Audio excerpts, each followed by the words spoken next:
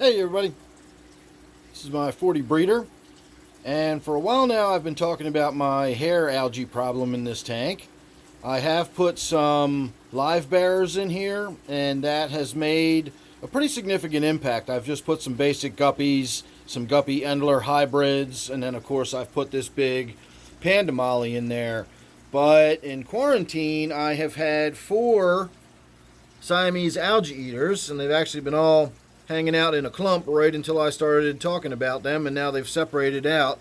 There's one right in front of us, there's 2 in the back corner there, and then the other one is right over here. So I'm really looking forward to how they're going to make an impact on the algae in this tank. And on a side note, I wanted to point out that I'm down to very few of my red minor tetras, and if you look at that one right there, you can see how its eyes are kind of getting bugged out. So that doesn't look good for that one. I've had the red minors in this tank for a few years now, and I think I'm only down to 2. That one, and I think there's another one swimming around. Yeah, it's actually right there in the background. You can see it through the woodwork. So I used to have 6 or 7 of them in here, and now I'm down to just those 2. My Serpae, those were my Serpae. My Raspora hets are dwindling. I'm only down to a few of those. So it might be time to start thinking about revamping this tank or doing something different to it. But for now, I want to let these Siamese Algae Eaters grow in. I really like these fish. I've got a couple of them in my 55-gallon T-bar tank that we have right next to us here. In fact, you can see one of them right there. So they get fairly significant in size, but not huge. I think they top out at around 4 inches or 5 inches. So they get to be a meaty little fish. You couldn't keep one in a 10-gallon tank, but they don't get enormous. They certainly don't get the size of the Chinese Algae Eaters, which can get to be quite large. Let's see if we can see my Chinese Algae Eater. I do have a Chinese Algae Eater in this tank.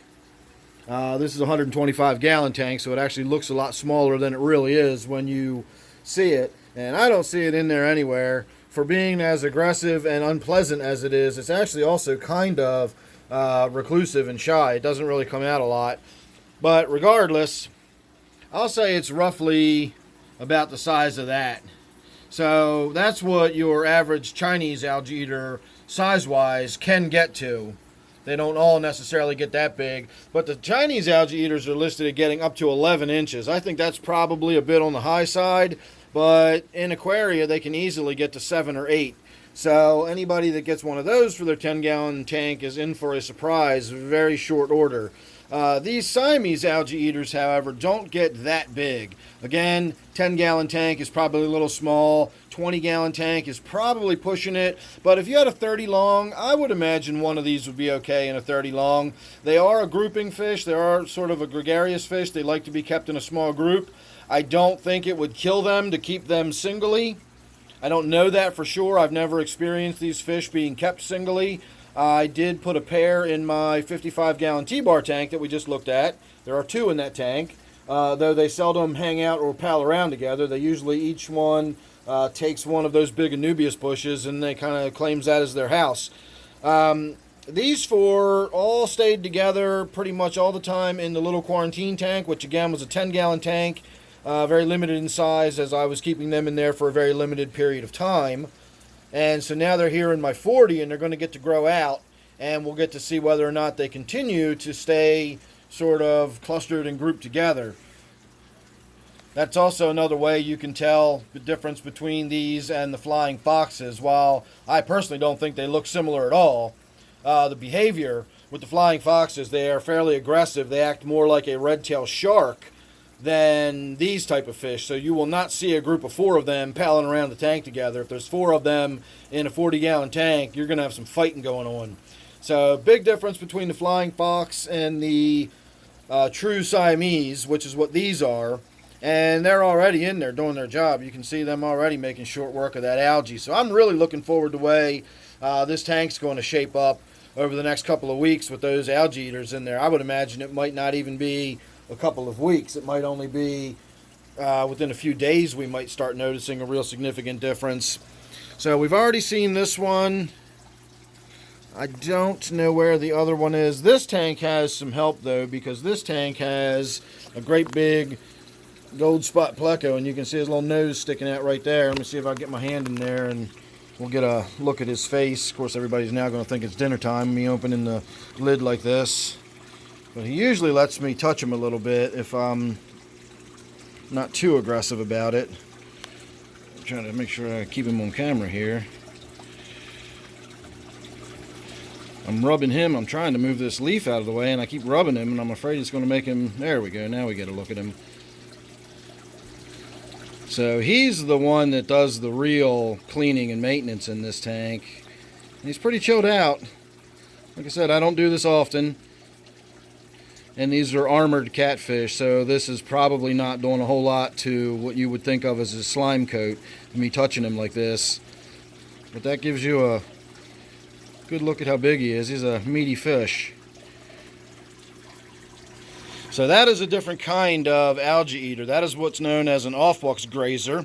And they're the kind of fish that actually scrapes the surface, and you can see how scoured clean everything is. A true algae eater, like a guppy or those Siamese algae eaters, they actually just bite and nibble surface algae. See if we can catch some of them doing it. You'll see guppies doing it all the time. You'll see them pecking at the glass, and you can see right there, see how they're eating the algae?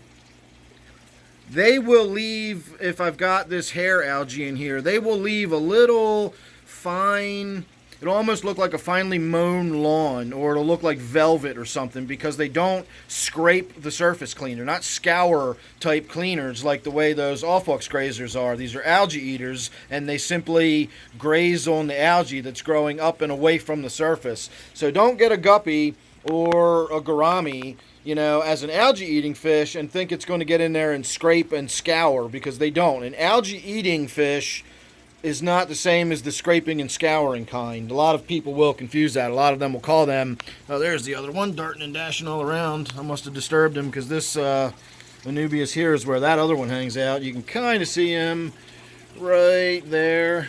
That's the second one. So you can see they don't always hang out together. Maybe if I had 2 or 3 more of them in there, they would start grouping together. But either way, it's clear that keeping one by itself, I don't think would be the death of the fish. I don't think they'd be so stressed out that they wouldn't survive. There are some fish that do seem to need to be kept in a group. If you do keep them singularly, they don't survive very long. But I don't think these will be the kind of fish that does that.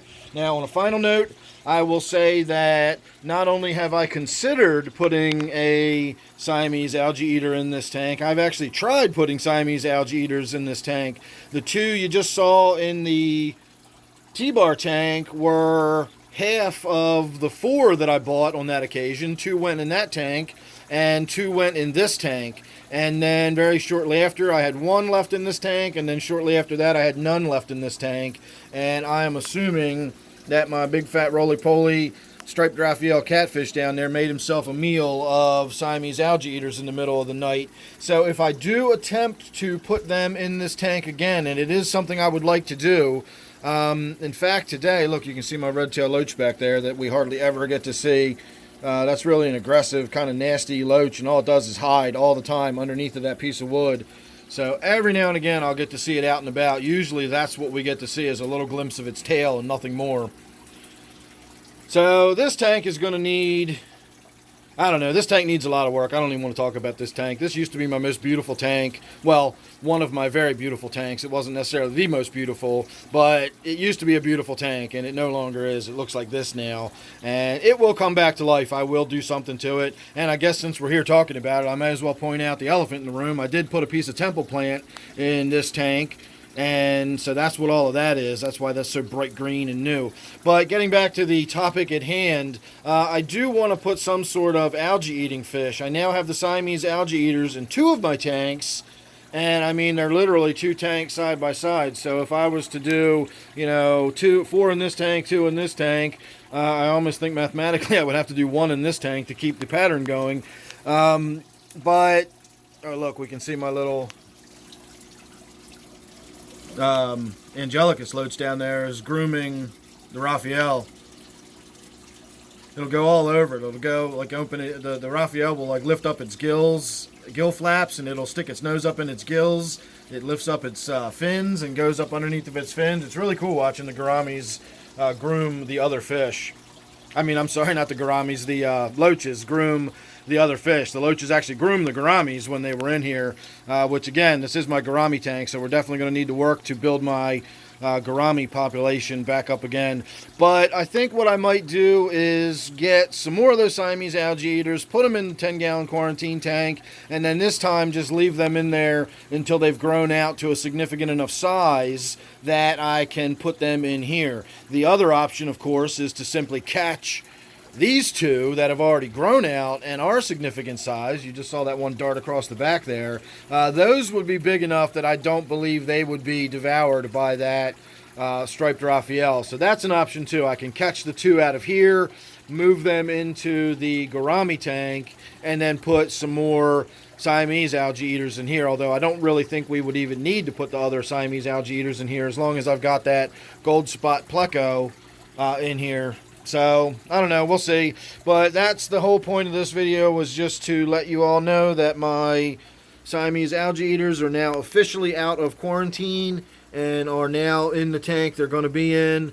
And again, you can already just see they're in there just working on that algae, and that is just going to be gone in short order. So take a look. I mean, you can see what that hair algae looks like. You know, make a mental note of that. And then, of course, make sure you're subscribed. And that way you won't miss any of the updates. This is my 40 breeder, is what I now call this tank. And we're going to see over the next week or so how much devastation those Siamese algae eaters can pull off in here. So again, don't forget to subscribe. Don't forget this is my 40 breeder. Thanks again for watching. Hope you enjoyed it. And I will see you real soon on the next one.